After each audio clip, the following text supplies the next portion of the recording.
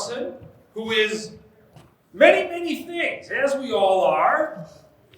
Soil Health Coalition board member, has 2 master's degrees, a military commander, wife, trying to be a farm runner, Trying to be farmer, yeah. nutritionist, and an educator. Anything else I'm missing? Sounds about right. All right, well, Jolene, what are you going to talk about today? Have at it. Can you, just a sound check in the back, can you hear me okay? Awesome, good to hear. Normally I have a very projecting voice, so when I hear a microphone it feels really loud, but it's for you, not for me. So I'm just gonna kind of take this from a systems perspective. And I always joke when I go through all the things that I've done or I'm doing, it's not that I do a lot of things, probably like you, being a farmer, probably an employee, husband, wife, mother, father. We all have our hands in a lot of buckets. But I think a lot of that happens because we live, what I'm going to talk about, in a linear world, right? Where I've always been a systems thinker, and I've always been interested in agricultural things, environmental things, health, medicine, people. All of those have always been interests of mine, service. But there's no one job that I know of that incorporates all of those things right now. So that meant that I had to do one thing, and then another thing, and another thing, and another thing. And it seems like I'm doing a lot of things, but like you, we're probably all just doing a lot of things with the same purpose of trying to approach it from a systems approach. So I really like the connection. It took me probably too long. A couple degrees, lots of time in the world as a farmer, in environment, as a parent, in the health and medicine world, to really start to see all the connections between soil health and human health. And that's where my passion lies now, and that's what I try to spend all my time on, is just sharing these with people, hoping that they can start to see the connections as well, if you don't already see them. And I'm sure many of you already do. So I'll go on to the next slide and talk a little bit about my background. So those are some pictures of just me at my trying to be a farmer world.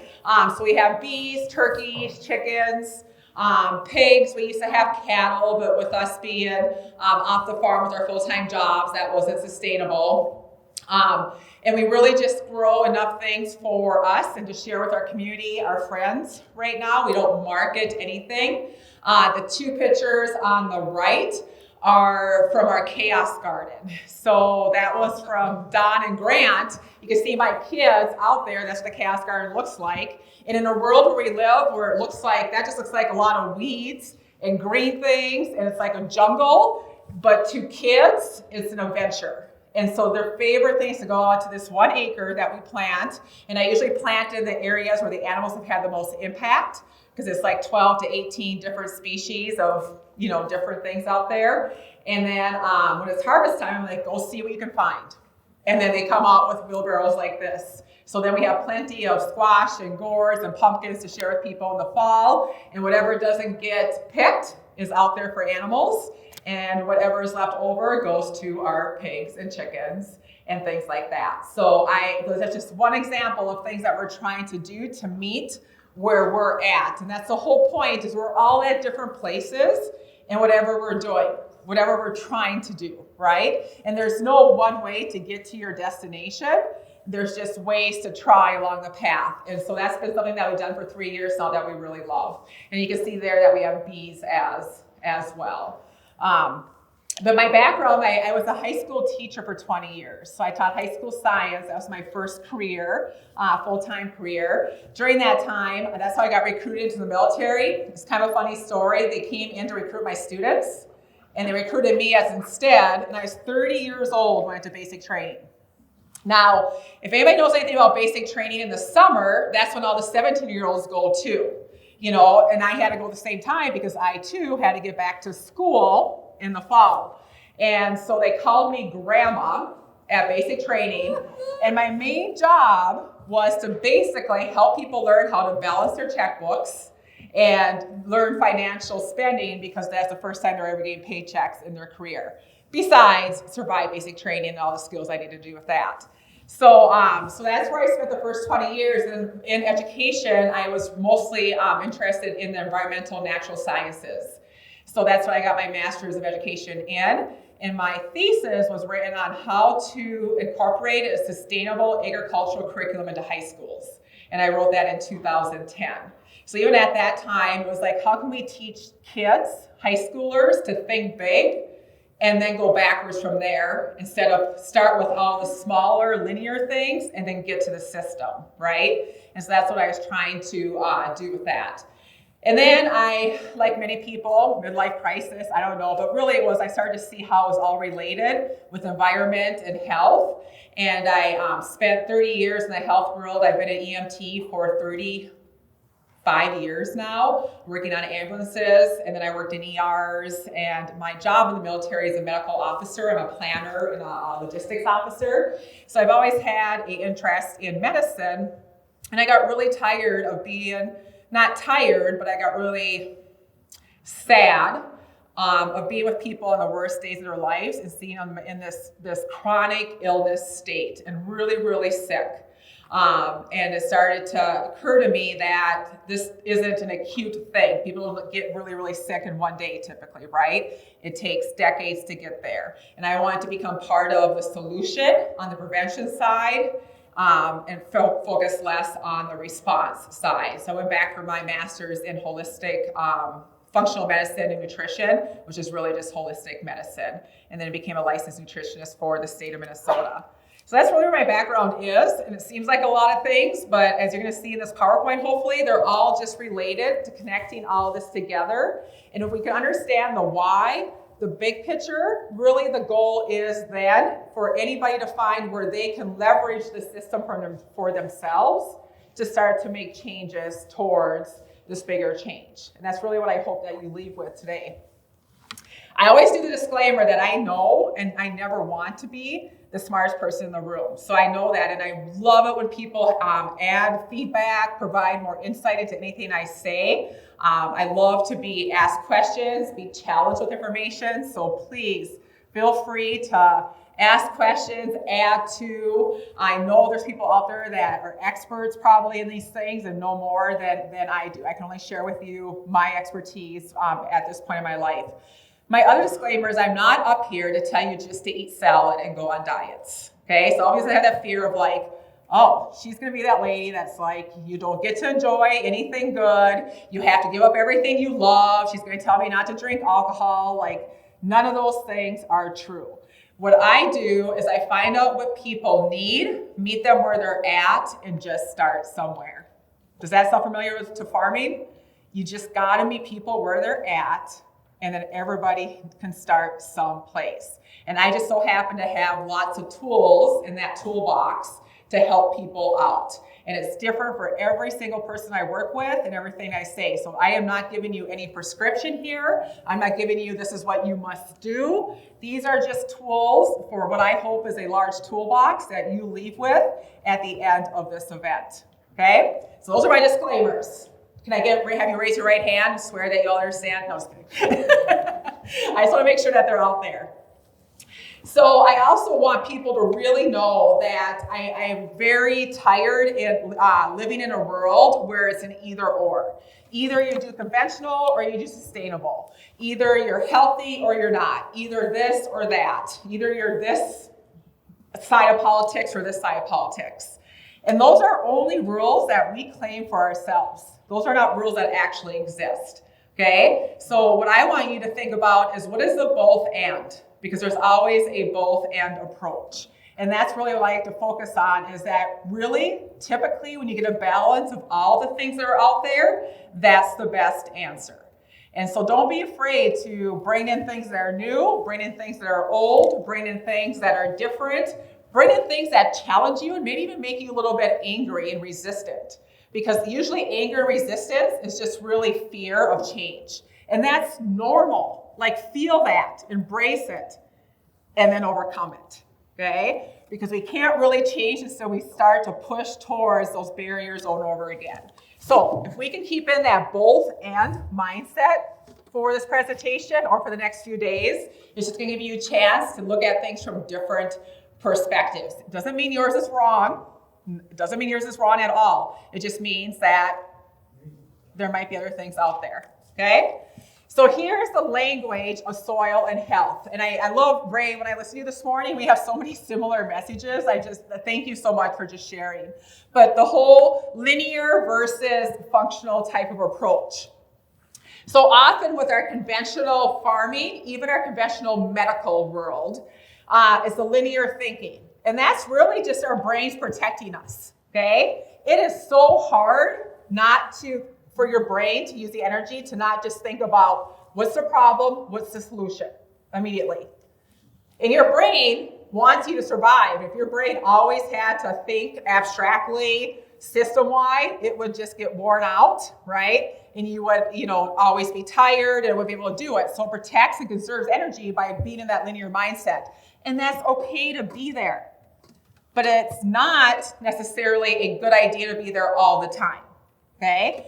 And then what happens with linear thinking is we want an answer right away, right? We want to name something like you have diabetes, you have heart disease, you have a mental illness, you have this wrong with your crops, you have that wrong with your crops, your animals need this, you need that. Like we want to name what it is because then we can blame it on something and then we tame it. We tame it with things like chemicals, pharmaceuticals, Band-Aids. Okay, and I mean Band-Aids both in the literal and metaphorical term, right? Something that temporarily stops the bleeding, stops the problem, so we can feel good that we quote unquote solved it. The problem is when we live in a world where everything is a system, that's not sustainable. Like you will have maybe some immediate relief, but you're not going to have, the long-term solution. And I think all of us can look at almost every type of system that we live in this world and see the results of short-term solutions with long-term negative effects, right? So that's the conventional. What I try to focus on and what sustainable farming focuses on is functional. So at the bottom, it defines what functional is, okay? Having a purpose or task relating to the way in which something works or operates. It's designed to be practical and useful rather than attractive. And that's where we can become systems thinker. And when you become a systems thinker, you can start to link things together. You can find the connections. And when you can find connections between things, you can start to answer what is the root cause of what's going on. And that's root cause is used both in medical world, like what is the root cause of your disease? But isn't it ironic that when we talk about sustainable farming, what does everything go back to? Soil and then like the roots, right? And having those in there, being able to exchange information, exchange chemicals, do processes, things like that. So those are just different ways of looking at things. And I think that we can be both and when we talk about the language of soil and health. So what is the why? Okay?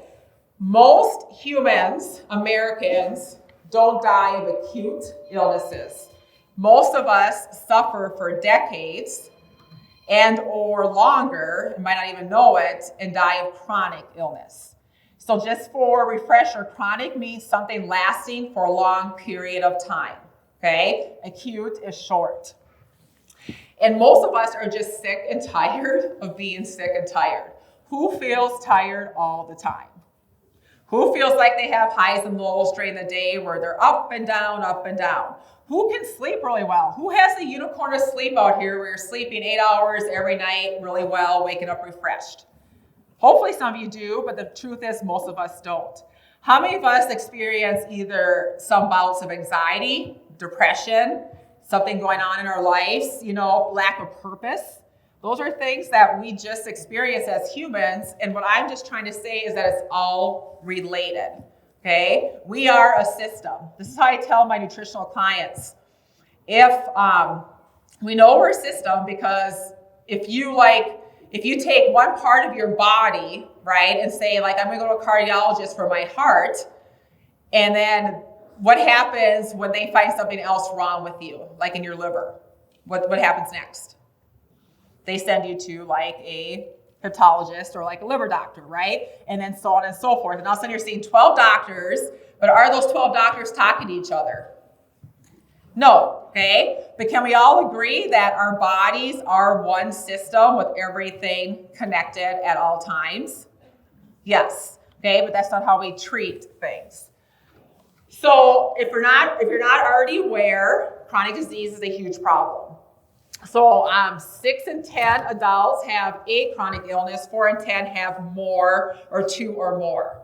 And this just keeps going up and up and up. And chronic illness includes everything from any gastrointestinal thing, so autoimmune, IBS, Crohn's, those are all chronic.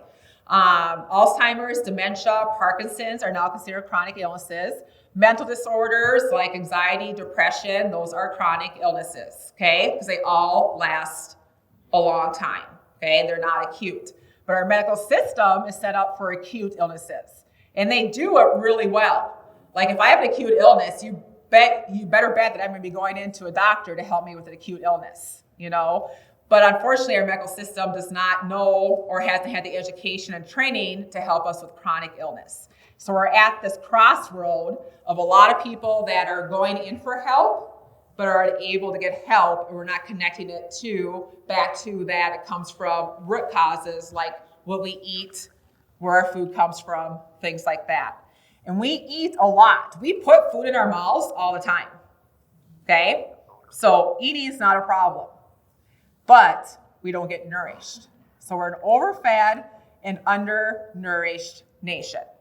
And when you're undernourished or malnourished, okay, and you can be obese and be malnourished, you can be thin and be malnourished. You can be young, you can be old, and I'm going to show you, but almost all of us have a malnourishment problem, okay? And when you're undernourished, it's going to show its ugly face some way, somehow. It could be joint pain. It could be a mental thing. It could be not being able to sleep. It could be lack of energy. It could be so many things that show up. It could be a chronic illness.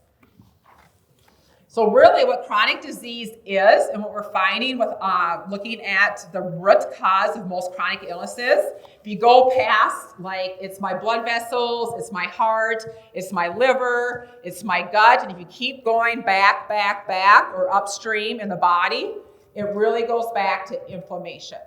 Okay, so when your body stays inflamed, which is in like a hot state for a long period of time, it basically just degrades your overall ability to respond to illness and to heal, okay? And the longer it happens, the worse the outcomes are.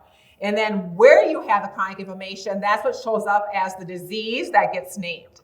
So if it's in your blood vessels or your heart, then it's going to show up with something like a heart disease, high blood pressure, arterial disease, things like that. If it shows up in your liver, maybe it's non-fatty alcoholic liver disease or liver disease. If it shows up in your, what's that, your knee, your joints, is that what you said?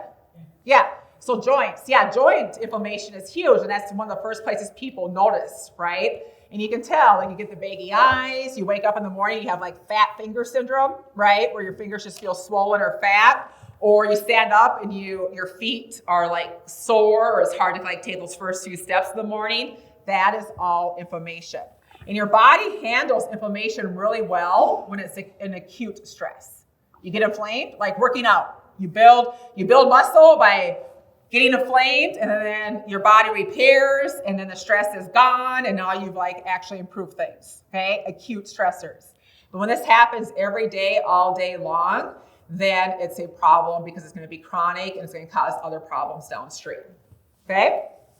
So here is the picture. Now there's many things wrong with this graph, okay, that we're going to talk about. So this is vitamin and mineral deficiencies in the United States.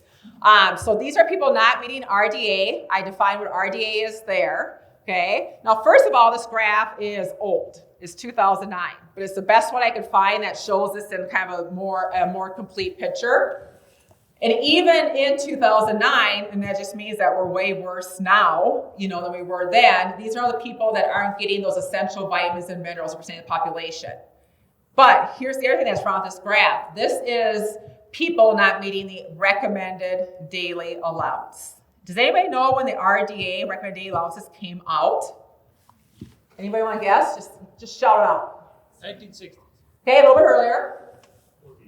Yeah, so it was basically after like World War II, when they were basically trying to feed America, and we had, the war, trying to feed soldiers, trying to feed people back home, and so they basically figured out what is the minimum, not the optimal, what is the minimum amount of nutrients people need to not get really sick.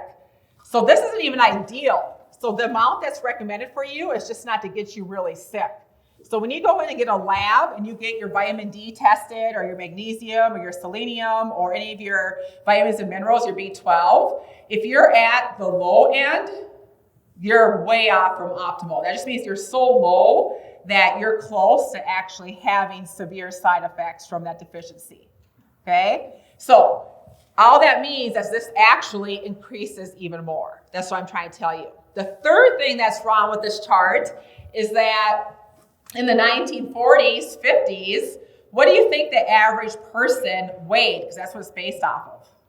What was the average male weight in the 50s? 150, close. What do you think it is today? 210. Okay, female. What do you think the average female weight was? 120. What about now? 170. Yep. So if it's based on weight, that means that we need more, even more vitamins and minerals, right, to meet those minimum requirements. So all that means is this is a very dire situation. And I would place bets that every single one of us, including myself, if you did a micronutrient test, you would be deficient at least one of these vitamins and minerals. Because where do these vitamins and minerals come from, people? And where does the food get the vitamins and minerals? Soil. And does our soil have the microbiome to actually make these vitamins and minerals and put them into plants right now? For the most part, they're not there. They're just not there. And then that also has been how we've seen all the addition of putting fortifying foods, because we know they're not there. And it's a really hard thing, but the point is that most of us are malnourished. And it will show up if you ever get one of these tests. And then if we're malnourished, we're probably suffering with some sort of sign or symptom of that malnourishment. Okay, so that's what my concern is. These next two slides just talk about like why this is so important and how the gut actually takes vitamins and takes minerals and synthesizes them into things we can actually use. So what is the how? If we heal the soil, we heal the human gut, which basically mirrors the soil microbiome.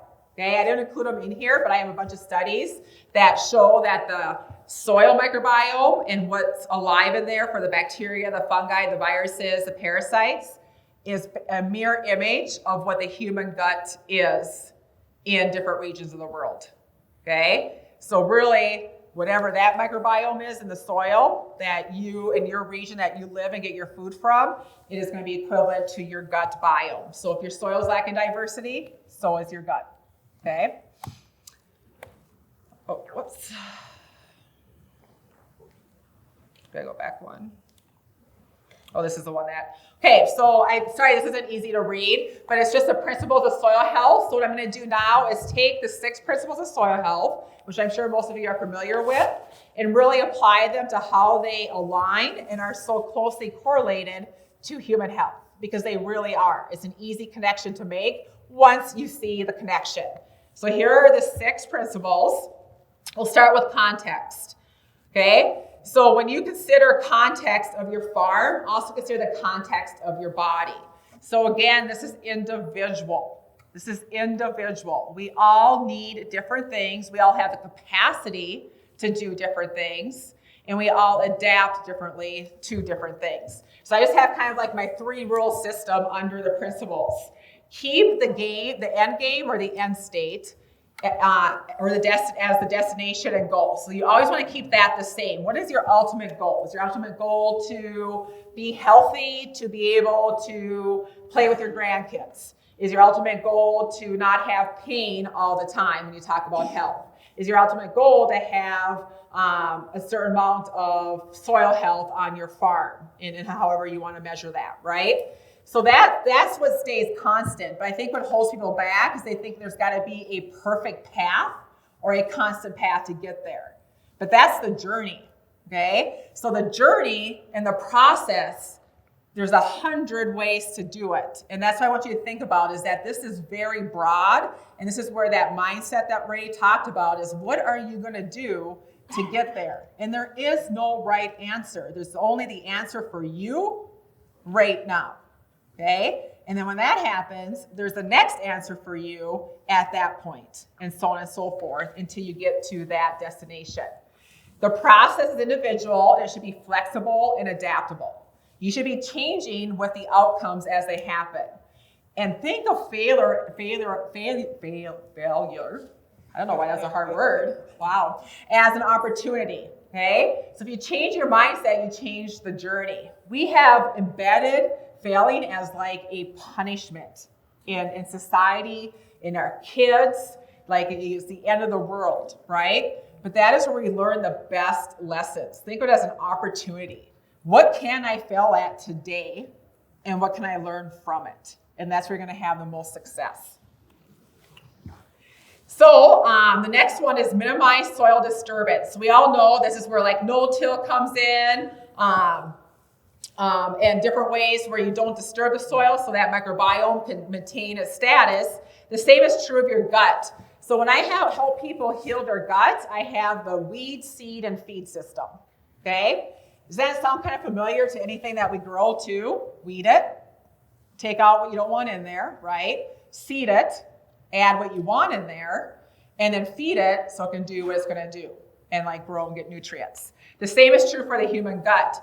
So soil disturbance are also things that can disturb the soil from it not to be able to be alive, right? So those are things like inputs as well. So when you think of this from the gut perspective, we got to weed out the things that are disturbing our guts. And that's just a start of a list. And it might be hard to read these, but things like hormones. I'm not talking about natural hormones. You all want to have your natural hormones, right? We need our testosterone, our progesterone, our estrogen, our insulin, all those things, our cortisol.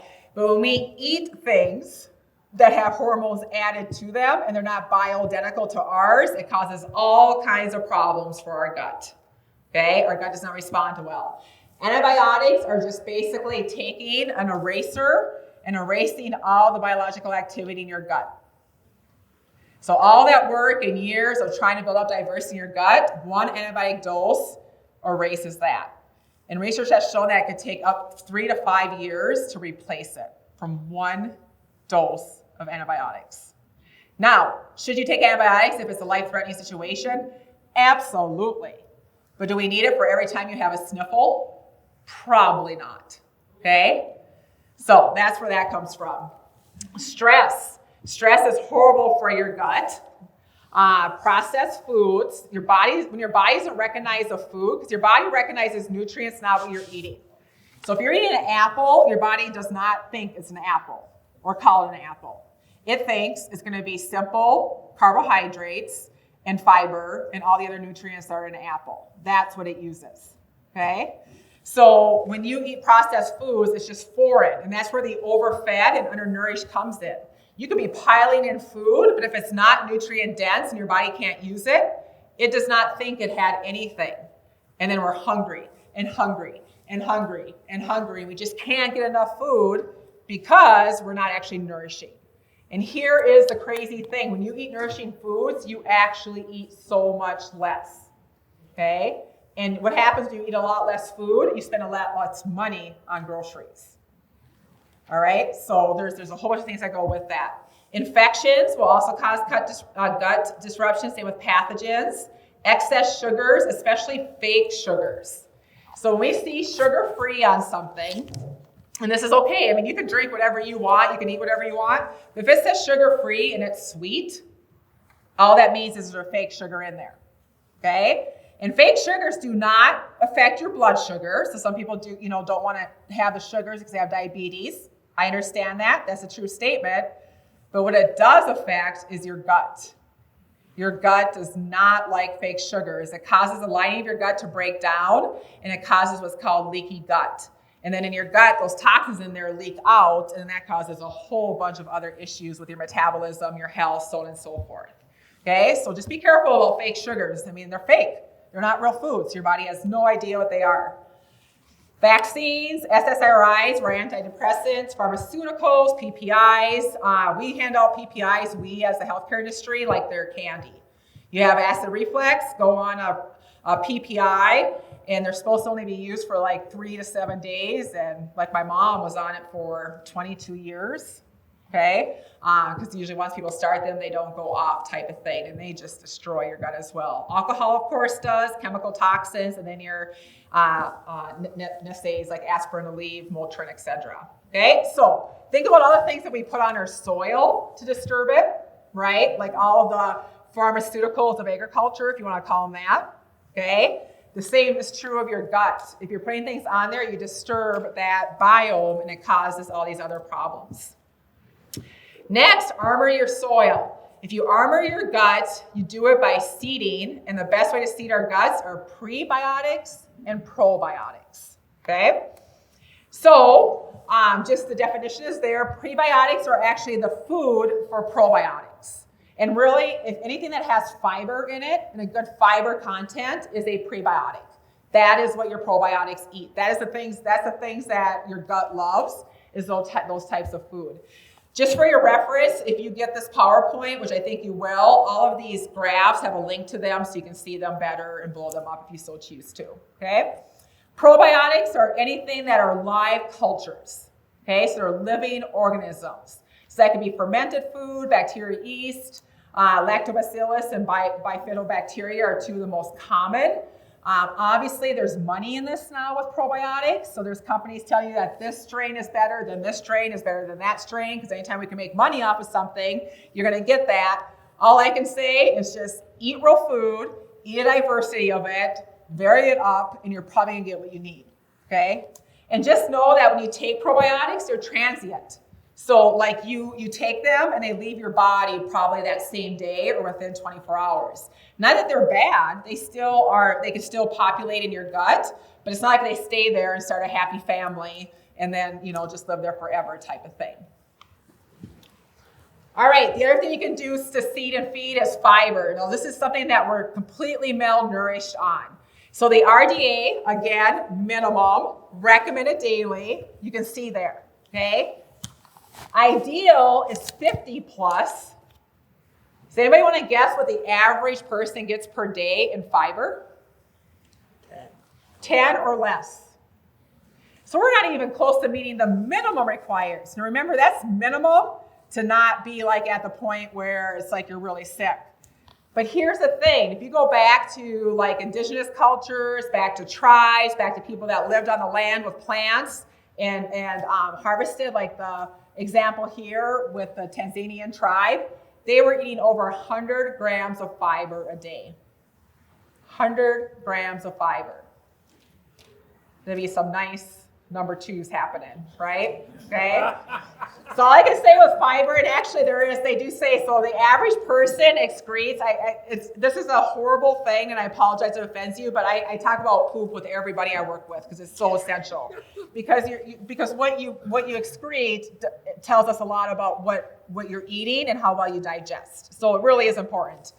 But when you eat 75 or more grams of fiber a day, your average excretion would be about 2 pounds a day of stool. Who wants to guess what average is for most of us? So 2 pounds is like 32 ounces. Is that right? Conversions? Let me know. 16. About 4 to 6 ounces. Of course, right? You're not eating the fiber. So what's happening to all that stuff in your body? It's fermenting, it's causing toxin buildup. Your liver is like, holy cow, man, give me a break. This is a lot of work to try to detoxify. I can't keep up. And then your body's like, I have nothing to do with this. I can't use it. I'll just store it as fat. I don't know what else to do. And this is the cycle that continues and continues. Right? So there's a high fiber foods. But fiber, if you can increase your fiber to at least the minimum, if you're not already, it'll make a huge difference in your gut health and just your digestion and absorption in general. It's a one small thing you can do. And then plant diversity, right, is huge in our soil health principle. That falls under the feeding. right? So how do you feed your gut diversity? And the easiest way to do it is eat the rainbow. We've all heard that, right? Eat the rainbow seems easy, but most of us stick to 5 to 10 vegetables, and we only eat those 5 to 10 vegetables all the time. I'm okay with that. It's still 5 to 10 more than if you're not eating anything. Again, this doesn't mean that anybody's wrong or doing the wrong thing, but what would happen if you ate 30 different vegetables and fruits a week? I don't know. Try it, right? And here's what's awesome. Your herbs and spices count too, okay? So if you're adding pepper and, garlic and onion salt and basil and oregano and all those things to your foods, those count as diversity. And they're really good for you. Here is how I supercharge diversity with nutrient density. Okay, so how we all get creative, or you guys get creative when you farm with diversity, and you're trying to do things that are diverse, but also offer something else in return, like diversifying your market, for example. Okay, with nutrition, if you go for local plants and herbs, they're free, people. You have a free edible forest no matter where you live, I guarantee you, if you just were able to understand what you can use. But you could probably walk outside your door any time of the year except now, okay, and get 10 to 15 plants that you could eat and all have medicinal benefits with tons of phytonutrients, okay? But nobody advertises the free stuff around us because it's free, right? So just learning what's around you and how to use them, that's huge. Spices, add them to everything. And that's how you can make meals into whatever you want. You can always start with the base of a protein, a meat, a vegetable, whatever kind of fat you want in there, cheese, butter, oil, and then add flavors with your spices. Is it going to be, flavors that are spicy? Is it going to be Indian flavors? Is it going to be Mexican American? You pick what you want by just those herbs and spices. Has anybody grown microgreens? Has anybody grown microgreens in here? Okay, so this time of the year when you start to miss fresh greens, because they're just not as around with all your gardens and your co-ops, they take 7 days to grow. So if you just keep a tray in your kitchen, nearby, somewhere, you put the seeds in there, you put them on frosting, it's not like spacing seeds. And all a microgreen is the first 2 leaves of any plant. So every plant is a microgreen, okay? And what's amazing, right, is that does the actual nutrient content change as that plant matures? No, it just expands and disperses into a broccoli head. But a broccoli sprout, when it's this big, has the same nutrition as a whole head of broccoli. So think about that. You could take a little sprout, sprinkle them on your steak, sprinkle them on your potatoes, sprinkle them on whatever, on your sandwich, on your eggs, and you're getting all that nutrition packed into just a little bit of content or amount of food, which is really easy. And that's really nice for people that don't like to eat a lot of vegetables, because it's not like you have to down 3 cups of broccoli or 3 cups of asparagus or things like that. Sprouts are the same thing. They grow really easily. You can grow your own greens or put greens into everything. So what a lot of people we do is to try to get more vegetables, is they just on their plate, they add greens and then add whatever they're eating on the top of it. So make a bed of greens and then put your lasagna on top and just eat them together. Sounds disgusting, but actually they blend in just fine. All right, so those are just little ways. And then mushrooms, do we have any mushroom growers here? Nice. Okay, so you guys can probably talk about the 1,000 benefits of eating mushrooms, right? There's so many nutritional, mental health benefits. And they're pretty, well, you let me know, they're pretty easy to grow once you know how to do it, right? Okay, that's what I hear, but I haven't attempted it myself yet. All right, and then keep a living root. This is going to go under the feed part as well. Okay, so to keep a living root, you want to eat as close to nature as you can. Your body recognizes things and food from nature. The closer you eat to it, the more your body will recognize it, it will use it, it will take the nutrients, and it will heal you. So these are kind of like the guidelines of how to do that. I like the phrase, eat anything, try to eat things that you can pluck from a tree or a shrub or the ground, anything with a face. Keep to those rules, and you're pretty good as being close to nature as you can. You don't have to do everything. This isn't an either or, but can you increase how close to nature you are and how close to your foods are? So not even things that come from nature, but how close to your home are they coming from? Are they coming from your community? Are they coming from your garden? Or are they coming from thousands of miles away? Okay? Because do you think the nutritional density of an apple from out east is going to be the same as the nutritional density of an apple from your backyard? No, it's just going to lose nutrients as it travels, right? Every time that food sits, it starts to lose its nutritional content because it's no longer getting nutrients from the roots that it's coming from. Eat in balance. So if you can have proteins, vegetables, and healthy fats every meal, you're standard. Eat whatever else you wanted to, but can you at least just get that as a minimum? Okay? If you want to also add in, 3 bags of ramen or a plate full of spaghetti, it doesn't matter what you eat in addition to this, but can we get the basics in first and then decide what you want to add to it from there? Then have your sundae or your beer or your whatever, but just get that nourishment in first. Eat fermented foods and or bitters. That is the ultimate prebiotic, probiotic for your body. Okay, so bitters are things like bitter greens, the kale. Also, if you eat like the allium family, like garlic, onions, those are also great for you. Get dirty.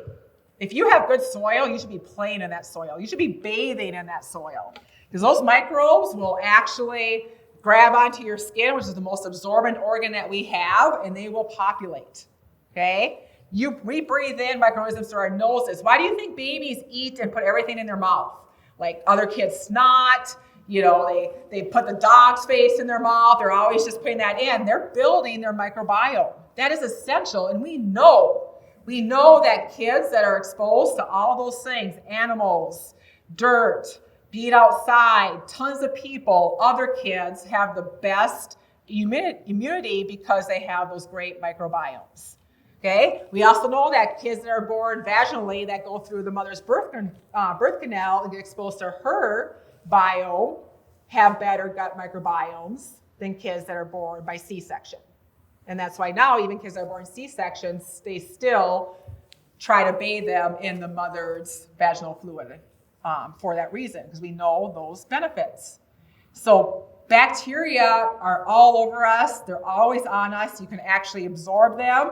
So the more that you garden with your bare hands, you're barefoot walking outside, if your soil is awesome, step in it, smell it, eat it, whatever, but being exposed to it is huge, and get your kids out there and do it. And the more animals you have, and diversity of animals is also helpful. And then includes your diversity of real food, okay? So eat different foods. Here's why it matters to have a living root, because when you feed your body this real food, this is a really complicated slide, but this is all the things your microbiome is doing for processes to make sure that that food gets turned into nutrients to support your health, okay? So that whole pathway only happens if the microbiome exists and it gets fed to be sustained and to prosper in your gut. So integrate livestock. You don't have to integrate livestock into your gut, but you kind of do, okay? So you might thought I'd be reaching with this one, but it's really a thing, okay? So how do you feed to integrate livestock? So are we all familiar maybe from science way back when, or you just know that all proteins are made of amino acids, okay? So amino acids are the building blocks of everything, and they're building blocks of all the proteins. Where do all proteins come from? They come from mostly animals. Yes, there are vegetable proteins, but animals are the only species that have all of the essential amino acids. Okay, plant proteins don't have all of them. So it's going to be more bang for your buck when you eat animals. But look at all the things amino acids do. And I think the one that people miss all the time is all the neurotransmitters that make you happy. Your dopamine, your serotonin, make you feel. Those are all made up of amino acids. So if you're protein deficient, which by the way, most of us are, and your mood might be up and down, it's probably related. Okay, it's probably related. I'm not saying that means that's why people have mental health, disorders, or that they shouldn't get help in other ways. But how do we know where you're at if you don't just get the essential nutrients in the first place to support your mental health? Like, we know that it will make you feel at least better. They obviously build muscle, they boost your immune system, they make hormones. So that's why it's so important to really focus on those proteins. And really, quality proteins matter. Okay, so the RDA says it's 0.8 grams per kilogram of body weight. I don't want to do that math, even though I like math. Like, no, thank you. Who wants to figure that out? Okay, and we also know that that's no longer enough. Okay, so actually my master's thesis for my nutrition degree, I did it on what is an adequate protein amount for women as they age and women athletes. And we found, I did tons of research on protein and that we're really low when we recommend this amount. What's now recommended is 1 gram per ideal body weight in grams. So for example, if your ideal body weight is 150 pounds, okay, ideal as in like a healthy body weight for you, okay, then you should be eating 150 grams of protein a day. Now just take that in, okay? So to know how much 150 grams is, okay, 1 ounce is about 7 grams of protein. So most of us, what ounce of steak would you typically eat, for example? 4 ounces? 6? Okay. Okay, yeah. So, and that's hard to eat, right? So just think about how full it makes you feel and how hard it is to eat and digest protein. So it's really, really, really, really hard to get enough protein, even when we like protein, okay? But when we get enough protein, guess what you feel like? You feel satiated, like you feel full, so you're a lot less likely to want like some of those easy, quick, like feed me quickly with sugar kind of foods. And your immune system, your body is going to be less inflamed. You're going to be have more energy. Okay. So what we try to tell people is aim for about 30 grams at each meal, or what's even better is to get most of your protein in your first meal of the day. Not most of it, but a good chunk, 50 grams. So that's a lot at a breakfast. And you have to kind of start getting creative with how to do that. You know, like your eggs with maybe a meat of choice, but then on your eggs you can add cheese, or you can add cottage cheese. Maybe you have it with a yogurt, but it takes a while to get up to that 50 grams. And so one thing that you can do is just track what you're getting for protein now and just see how close you are to ideal, and then just start to find ways to increase it. And if you increase it in the morning, you're going to get the best results for the rest of the day. Here's just a visual of some of the best protein sources. There's the plant whey, and if someone chooses to be vegan, that is completely fine. We just know that it's really, really, really hard to meet the complete profile of adequate protein with plants. You just have to eat such a large amount of food to get there. And then plant proteins, again, don't have that complete amino acid profile. So when you eat animals that are eating good plants from good soil, they're going to have the best nutrient profile. Therefore, you'll get the best nutrient profile from eating that type of meat or livestock. All right, so the last part is just what can you do? And so what I focus my work on now is how can you leverage systems? Because if any of you ever work in the systems world, it feels really daunting and overwhelming, right? Because it's huge. There's so many things, politics, money, power, all these things that make it hard. And it feels sometimes like you're taking a half step forward and about 18 steps back. And that's a real thing. And so what I try to look at when I look at systems, and my job in the military as a holistic health and fitness director, is we're trying to change the military culture to be focused on that individual with a holistic approach, much like we're trying to do in the systems of agriculture. And so you really just got to find leverage points, okay? Find what your leverage points are and start with one leverage point, and then another, and then another, and then you get people like all of us in this room together, and that's where change starts to happen. So some things that I've worked on with the Minnesota Soil Health Coalition is there's a QR code on this that's really small, and I don't expect you to read this, but we did a pilot study with the University of Minnesota and oats in Minnesota, and trying to test food grade oats for nutritional value between conventional and sustainable egg farms. And we were able to get some data that started to show that there's differences, but really the reason we did this is because most universities say that you can't research systems. And I say that's a mindset, okay? You have to start somewhere. So we want to do a pilot study to show that you can start somewhere in hopes that other people will do more studies, or we can do more studies to start to show these trends and changes, okay? We don't have to, but it would be wise of us to get out of the mindset that the only real reliable study is the double-blind, linear, one-variable study. That's awesome. Let's have those. Those are great. But we can't then say, well, we can't do anything else because it's not that type of study. We need to figure out a way to research and study systems. And so start to think about that. If there's ways on your farm that you can do these studies, or if you're already gathering data, take that data and we look at the trends over time. Because really what this is, what food, nutrition, health, human health, and soil health is it's a public health study. And public health changes over time. The hard part is it takes time, right? And then that's the part that we get frustrated with.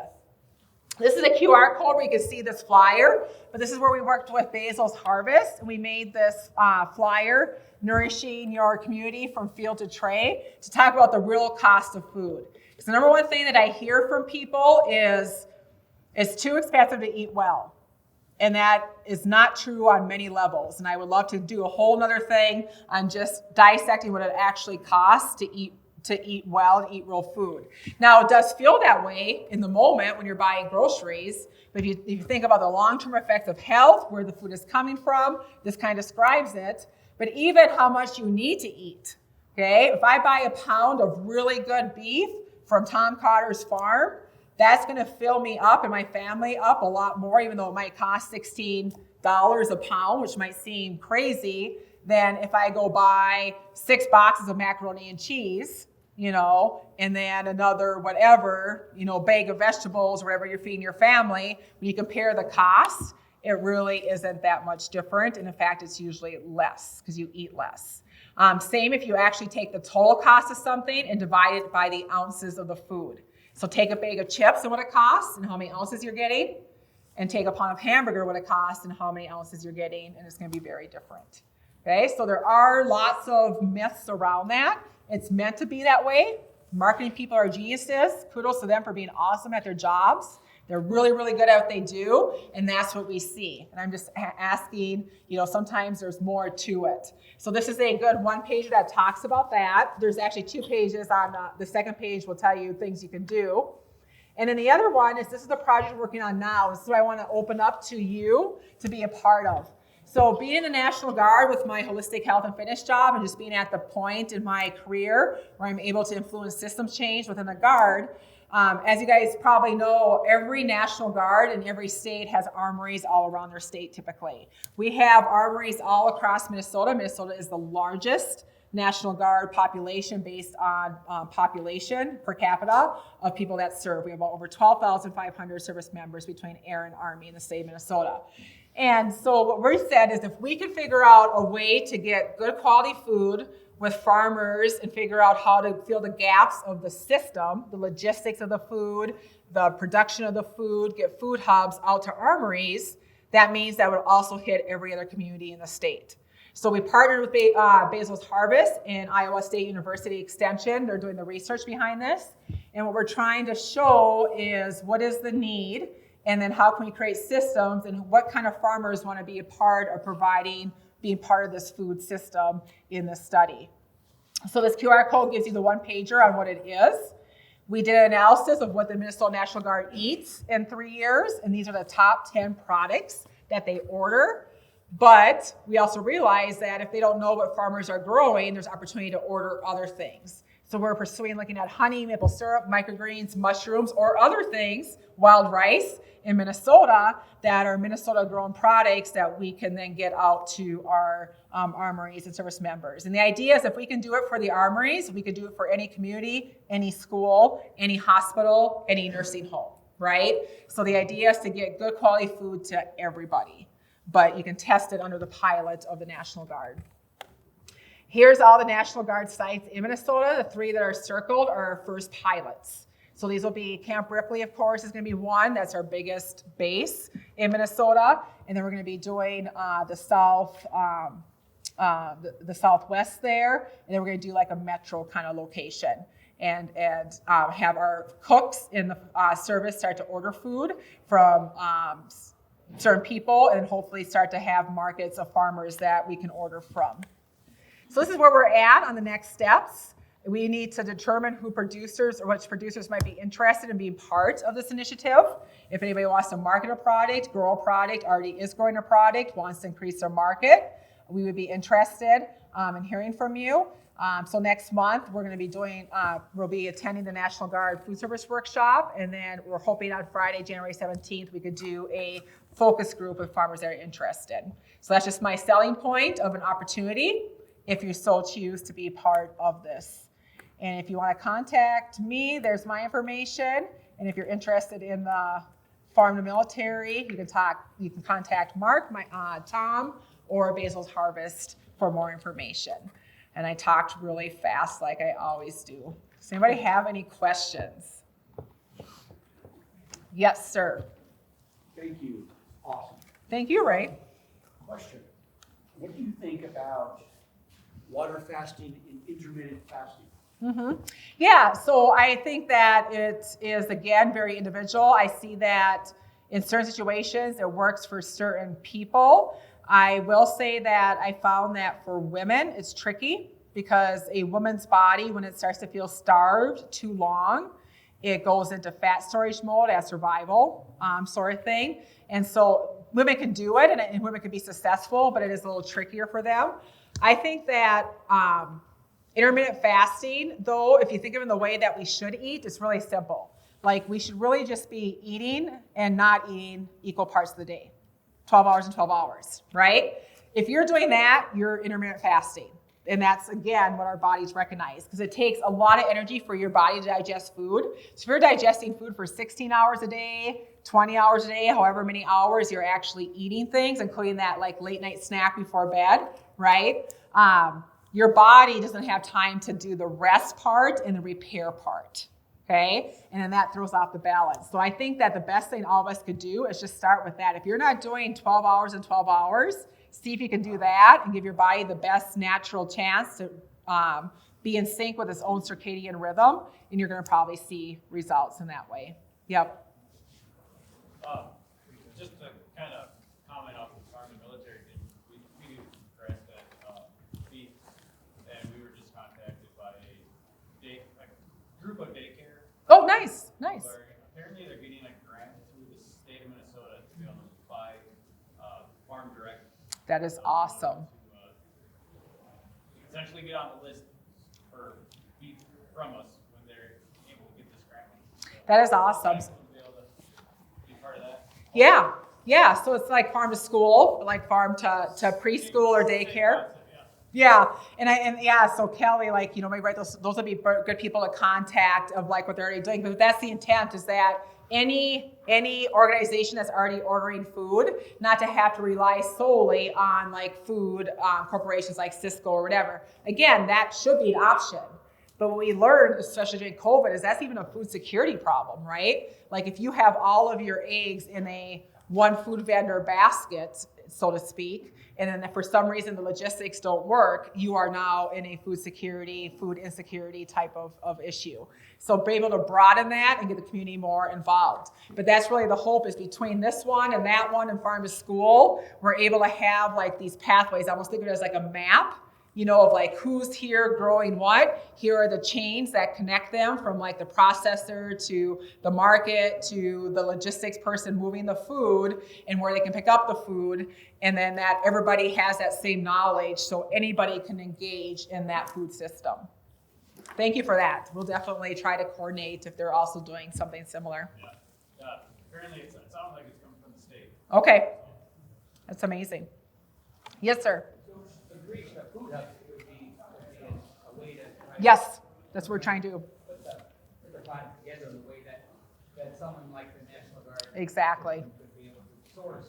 Yep. Food hub where people would bring them, would be organized. and put Yes. together. Yep. Kind of source it out over a period of a year, Mm-hmm. not just month by month, week by week by week. Right. We need some way that Mm-hmm.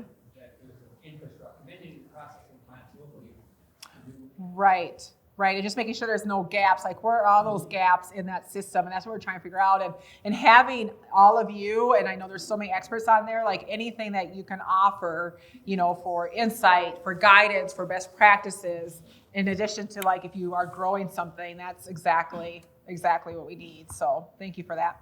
Yeah. You didn't mention anything about cooking oils. Yeah, that's because that'd be another hour presentation. So, yeah. All I can say is that we know that vegetable oil is a known carcinogen. Okay, so it just is, and unfortunately, it's in 90% or more of our foods. So, what are the oils used for?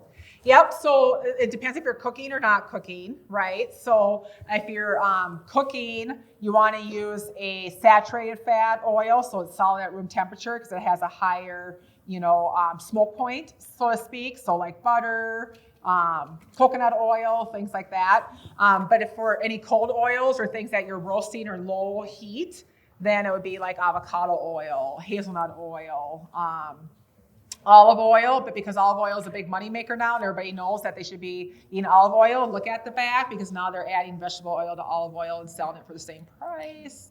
Again, marketing geniuses at the cost of us, but just read the back of your olive oil bottles. But yeah, olive oil is great for you. So real food oils. Vegetable oil, you can't squeeze a vegetable and get oil. So think of the things that you have to do to make that actually stay in the form of an oil for a really long period of time, okay? Do a YouTube on that one. It'll change your life of what they... Corn and soy. Yep, same. Yep, they fall under the vegetable oil. Yep. Yeah. What about the buzz around keto and carnivore? Yeah. So here's what I've learned. Again, looking at connections and systems. What do all diets or fad diets or types of diets have in common? Anybody want to give a gander? Cut out the process. Real food. They all increase real food intake. Okay, so that's always a win. What else? Elimination of usually the toxic foods, right? So again, processed. Not sustainable. Cut carbs. They increase vegetable intake. All of them have that in common. And even vegetarian, people see amazing results with vegetarian. And sometimes for people, I might recommend it as a temporary type of thing, just to give their body lots of fiber or whatever. But it's really not because you're not eating meat. It's because you're eating more vegetables. Does this make sense? So I'm not a big fan of those types of things. I think that they could be used as tools, but over a long term for any of them, that means that you're depleting or restricting something. And that causes problems down the road. And worse, when you do it for too long, you try to reintroduce it and your body rejects it. And it's not really good. It's good if your body rejects processed food, right? But if it rejects meat or rejects a vegetable that you couldn't have on your diet, then that could be just a hard thing to deal with. Is that helpful? Any other questions? Yes, sir. What's with all of the power of people? Yeah. People or what they're eating? Yeah, he said, what's up with all the gluten intolerance or celiac, things like that. There's lots of theories out there. And with everything, I think it's probably a combination of a lot of things. Now, first of all, if you don't have a good gut microbiome, any assault, anything that's a trigger, so even something that a vegetable oil or something like processed food or something like gluten that might not be great for you is going to be far worse than if you didn't have a good gut. So is the problem that we don't have the gut diversity to be able to withstand these assaults? That might be some of it. In addition, what is the quality of these things in our foods that they're not coming packaged as a pure product, they're coming packaged with additives, with toxins, with chemicals, so on and so forth. And so could that be part of the problem too? And the answer probably lies somewhere in all of that. But what we do know is that the better your gut is, the better you're gonna do with withstanding all types of assaults that are just gonna happen in the world that we live in, including water quality, air quality, you know, all those things, sicknesses, viruses, COVID, all those things, you're gonna be better protected with a better gut.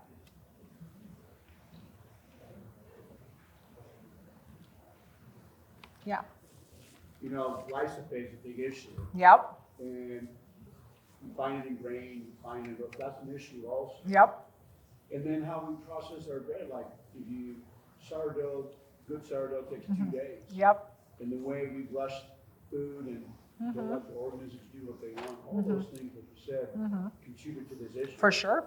Those are all chemicals, right? Yeah. So everything that we have to add to have a longer shelf life, or we have to add to make it grow better, or get the yield that we want, those are additives.